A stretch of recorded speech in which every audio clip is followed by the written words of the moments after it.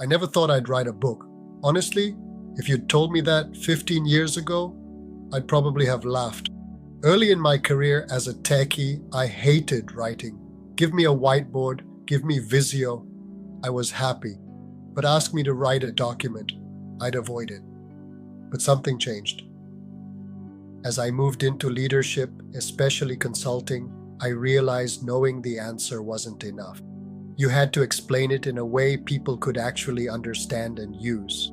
People often ask me how I managed to write 2 books in 2 years. The truth is, I didn't.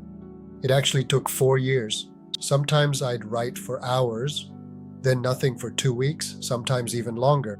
You have to be in the zone. You can't force good thinking. One thing I've learned is this: don't write what everybody already knows. Write what you've actually lived.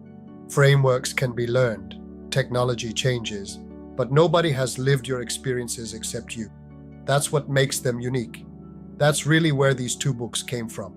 The Cyber Mirage came from my years of consulting, helping organizations think differently about cybersecurity. The CISO, who secured the mind, carries that story forward.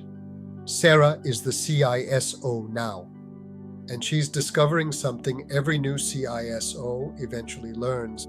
The work doesn't get easier, you just get more capable.